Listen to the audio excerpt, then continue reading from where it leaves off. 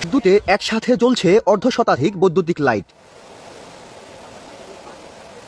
জোয়ারের সময় পানিতে ভরে যায় নদী, আর সেই পানির শক্তিকে কাজে লাগিয়ে কোনো খরচ ছাড়াই অভিনব পদ্ধতিতে বিদ্যুৎ উৎপাদন করছেন বরগুনা সদর উপজেলার পুরাকাটা গ্রামের মনিরুল ইসলাম। সুইচ গেট দিয়ে পানি প্রবেশের মুখে তিনি বসিয়েছেন নিজের উদ্ভাবিত বিশেষ যন্ত্র, যা স্রোতের ধাক্কায় ঘুরে তৈরি করছে বিদ্যুৎ। প্রকৃতির শক্তিকে হাতের মুঠোয় এনে আলোর উৎস ছড়িয়ে দেওয়ার অনন্য এ সফল উদ্ভাবনে গর্বিত ও আনন্দিত এলাকাবাসী। আমি খুবই প্রাউড ফিল করতেছি এই মুহূর্তে, খুবই মানে আমি বলে বুঝতে পারবো না।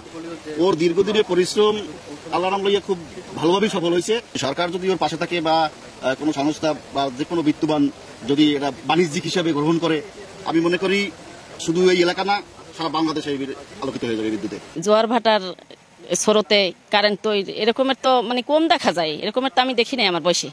ঠিক আছে, আমার কাছে ভালোই লাগছে। আমাদের মনিরুল ইসলাম অত্র গ্রামের একজন গর্ব, জ্বালানিবিহীন এই জলবিদ্যুৎ আবিষ্কার করেছে।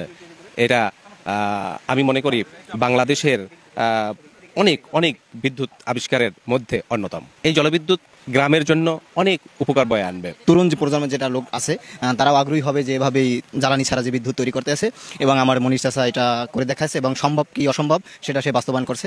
নদীতে দিনে দুবার জোয়ারের পানি বৃদ্ধি পায়, তাই 24 ঘন্টার মধ্যে 15 থেকে 18 ঘন্টা পর্যন্ত মনিরের এই উদ্ভাবিত পদ্ধতিতে নিরবিচ্ছিন্নভাবে বিদ্যুৎ উৎপাদন সম্ভব বলে জানান তিনি। পর্যাপ্ত সুযোগ পেলে বিনে পয়সায় গ্রামের পর গ্রাম আলোকিত করতে পানির স্রোত যেখানে আছে সেখানেই এই প্রযুক্তি কাজে লাগাতে চান উদ্ভাবক মনির। সব আস্তে আস্তে করছে, একবারে করা হয় না। একবার নদীর পাড়ে করছে, তারপর পরে এইটা করছে। ওইটা হইলে ছিল হাওয়ার মাধ্যমে, কোনো ইঞ্জিন নেই, কোনো তৈল খরচ যেন না থাকে, এই জন্য এইটা করছে। মূলত আমি একজন জ্বালানি তেল ব্যবসায়ী। এই তেলটা বিদেশ থেকে আমাদের কিনতে হয়, যার কারণে দেশে আমি 3টে বিষয় নিয়ে গবেষণা করছি। একটা হলো পাহাড়ি ঢলের পানি, আর একটা হলো জোয়ার ভাটার পানি, আর একটা হলো কৃত্রিম এয়ার প্রেশার ইঞ্জিন। বাংলাদেশের টেকনাফ থেকে আপনার ভারত বর্ডার সাগর সাইডে, অর্থাৎ এখানে 500 কিলোমিটার, এখানে এই 500 কিলোমিটারই এইভাবে বিদ্যুৎ উৎপাদন করা সম্ভব। 3 মাসের প্রচেষ্টায় মাত্র 70,000 টাকা ব্যয়ে বিদ্যুৎ উৎপাদনের এই পদ্ধতি উদ্ভাবন করেছেন মনিরুল ইসলাম।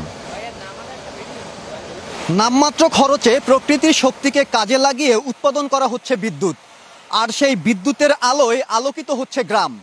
স্থানীয় সচেতন নাগরিকরা মনে করেন এভাবে এগিয়ে গেলে দেশের জন্য সাশ্রয়ী বিদ্যুৎ উৎপাদনের এক নতুন দিগন্ত উন্মোচিত হবে। সাইফুল মিরাজ, সময় সংবাদ, বরগুনা।